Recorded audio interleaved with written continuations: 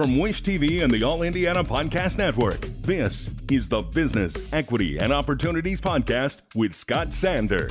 Welcome to the Business, Equity, and Opportunities Podcast. I'm Scott Sander. On this episode, we're entering tax season. Shea gives you tips for handling it.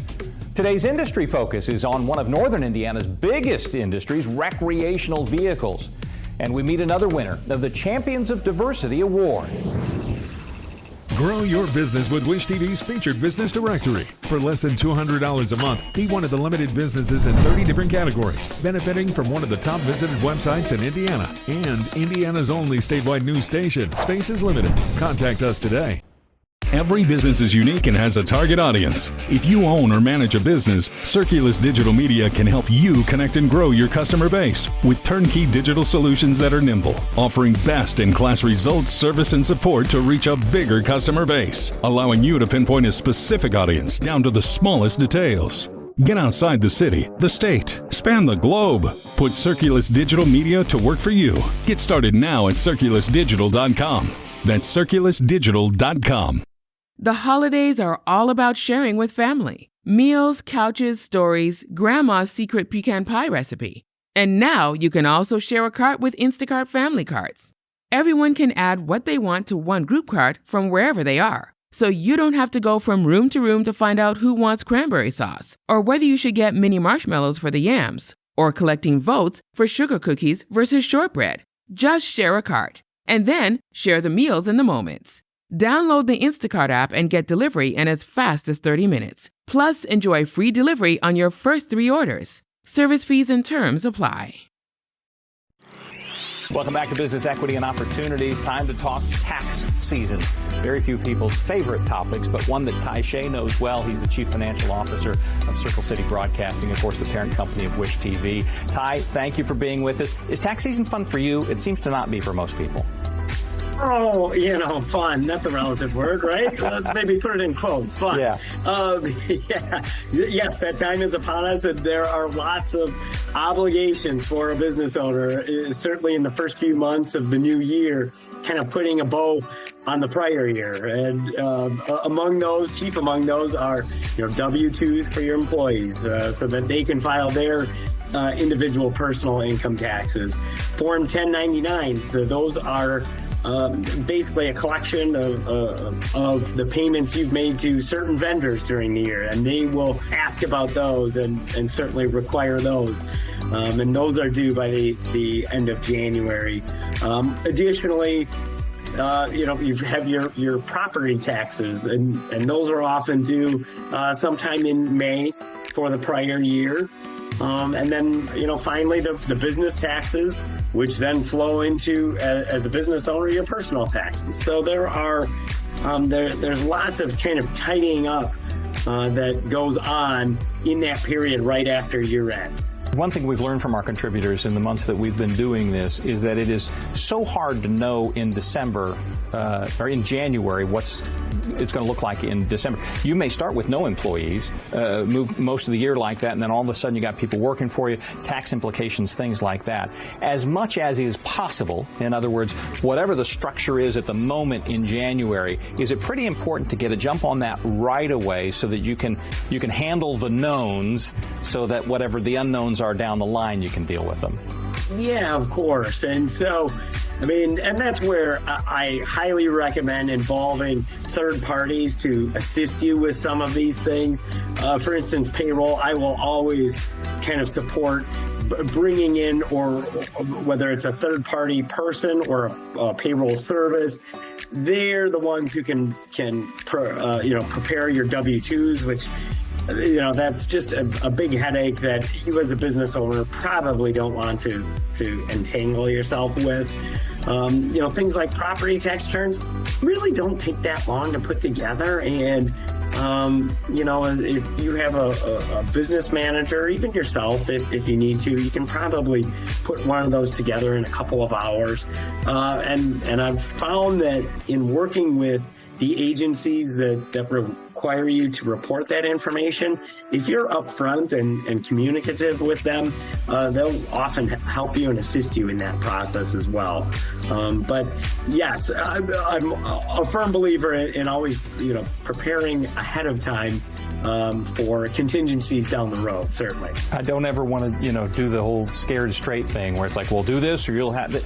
But unlike, say, a biscuit maker who can change his recipe however he or she wants to, or the sprocket maker who may change the diameter of something as they want to, the rules about taxes are pretty well set, and if you run afoul of those, you could really find yourself in some deep water, correct?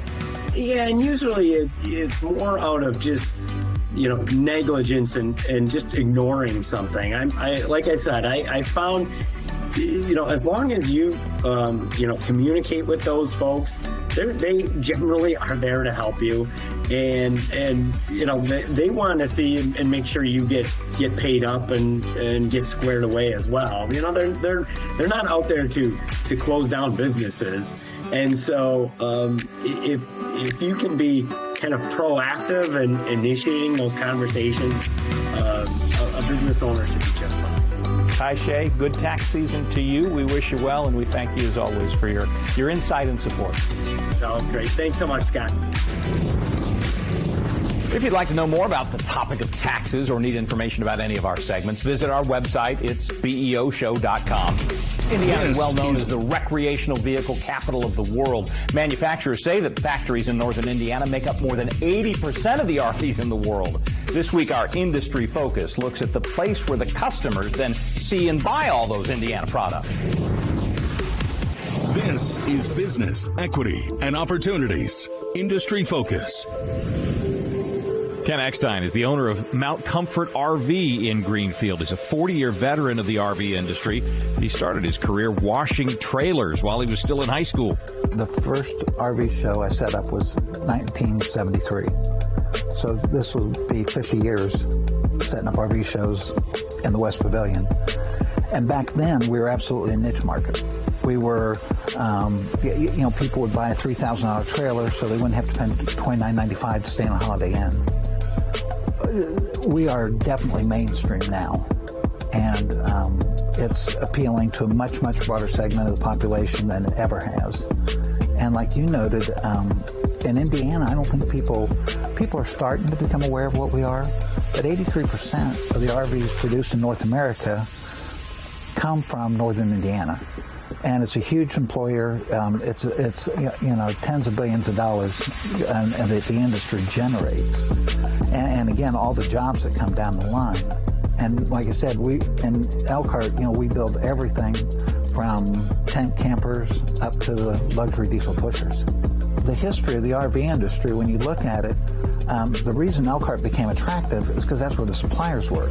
So people would build close to where the suppliers are.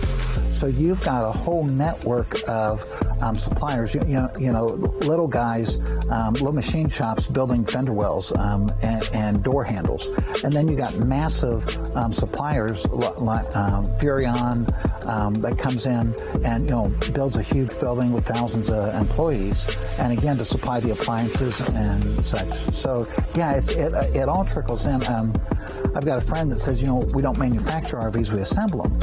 And there's some truth to that because you've got, furniture, appliances, everything that goes into a house goes into an RV. And when you look at a motorhome, everything that goes into a car goes into an RV. So you're marrying all those components together. Like, this is the luxury condominium on wheels, so it's got all the stuff in it. I mean, this has built-in washer and dryer, and TVs, hardwood cabinet. The bathroom's always great. The shower's impressive in this coach particularly. Their whole marketing thrust with this is take their $1 million motorhome and build a small version of it. Well, and to appreciate the fact that you've got a luxury condominium that you're taking down the road at 70 miles an hour. Put your house in a 1 hour earthquake, and that's what these do driving from here to Cincinnati. So it's pretty impressive. I'm in the RV business, so it's a roller coaster ride. But you know, we've got friends down at the State House.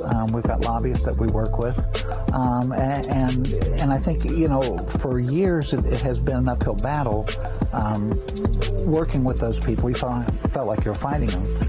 In the last 10 years or so, there's absolutely a partnership between the government and the RV industry.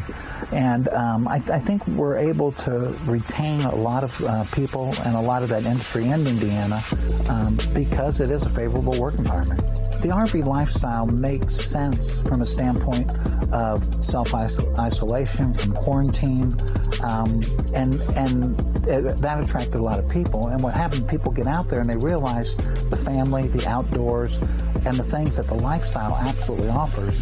And I think, you know, that's why we saw such an uptick in sales. At the same time, the supply side went down. I think it kind of created a feeding frenzy.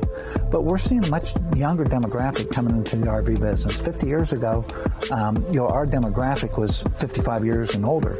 You know, now one of my manufacturers said in 2021, 38% of the first-time buyers were under 35. As the culture shifts, as we stop being the niche market and start going into mainstream, you know, you see gas stations, you see restaurants, you see places that are a lot more accommodating to RVs. One of the things I got to smile at is, you know, you turn on the TV and you see a car commercial, you know, it's pulling a fifth wheel. You see an insurance commercial and they're talking about RV insurance. You know, that didn't happen 10 years ago. But now I think we are mainstream, and there are, you know, gas stations, restaurants, ironically even hotels that are, you know, becoming much more accommodating to RVs. For the last 25, 30 years, everything we've seen has been bigger, fancier, more. You know, let's put a slide out on, let's put 2 slide outs on. Why not put 3 slide outs on? You know, we're 300 horsepower, why not go 400 horsepower? Let's go 600 horsepower. There's a backlash right now, which I'm going to call it the adventure RV, to people that want to get back to nature and get back to camping. And we're seeing a much simpler type RV, a much simpler build, and that again was a niche 5 years ago, and that niche is growing exponentially. It wouldn't surprise me if we see more of that coming down the road. I think electric RVs, I don't think the technology is there yet. There's manufacturers that are prototyping and experimenting on that, have been for several years now. But I don't know how soon that's in our future. But we're seeing a definite shift in the demographic. The younger demographic, that 35-year-old, is not afraid, you know, of sleeping out without air conditioning. You know, now he has to have Bluetooth, but they don't have to have air conditioning. So it's a different demographic. We're seeing a different market, and I don't know where we're going to go from a technology standpoint. 2001. The RV population was about 12% of the people. If you went to a mall and said, do you ever want to own an RV, it was like 12%. That's over 22% now. So again, you know, we've gone from a niche to mainstream. And again, when that younger demographic comes in, if they buy, you know, a tent camper at 35, then maybe they buy a trailer at 40, maybe they buy their motorhome at 50, and maybe they buy a retirement fifth wheel at 60. So again, it's a huge opportunity for the RV industry, and again, that translates into a huge opportunity for Elkhart, which means a huge opportunity for Indiana. For a few weeks now, our success stories have highlighted champions of diversity, winners of an award from Indianapolis Minority Business Magazine. We found this week's champion out at the airport.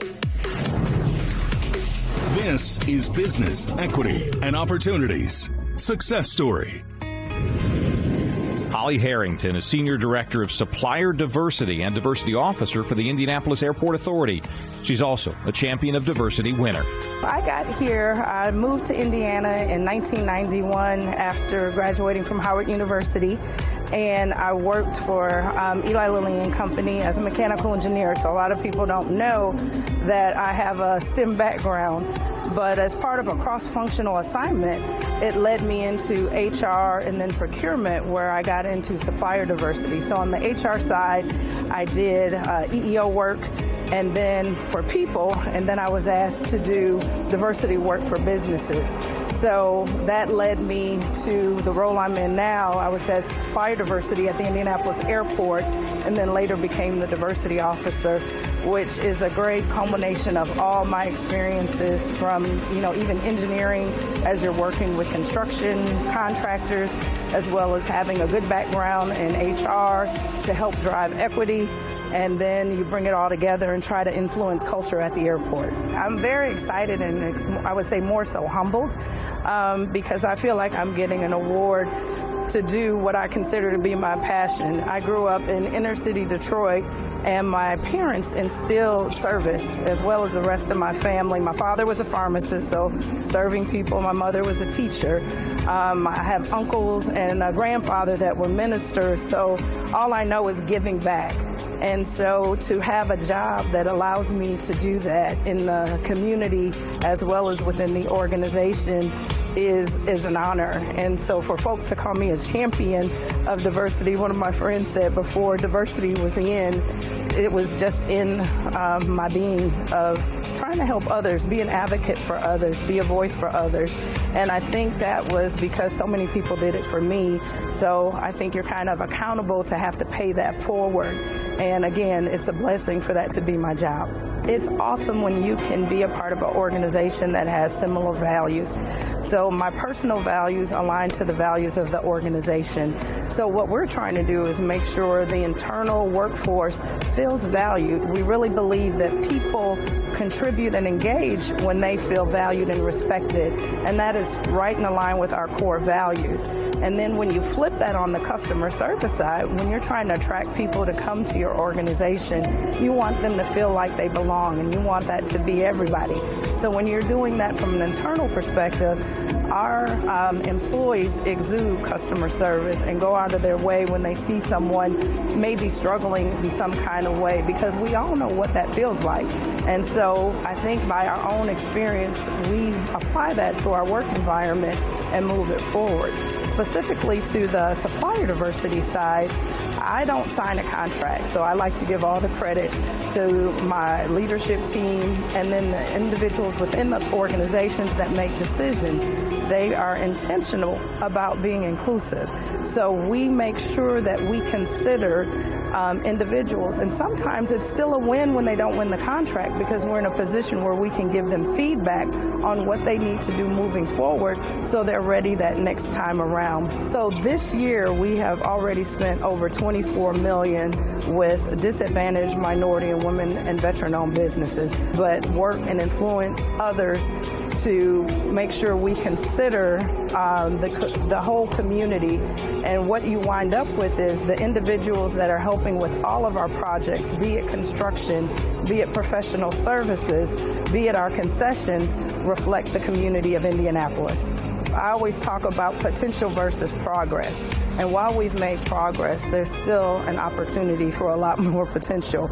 And I think it's very cyclical, and I say this about a lot of things, is that it's changing. So even though we've made progress in one area of diversity, there's going to be new facets. I mean, I talk to my kids about there were no cell phones when I grew up. You know, technology is really having a huge impact on what the future is going to look like. And so that applies, people change, and what they need changes. So from a diversity standpoint, you know, you've heard a lot about the world is becoming more brown. And so we just have to learn what that looks like. But you have to take into consideration there are different shades of brown. All shades of brown are not the same.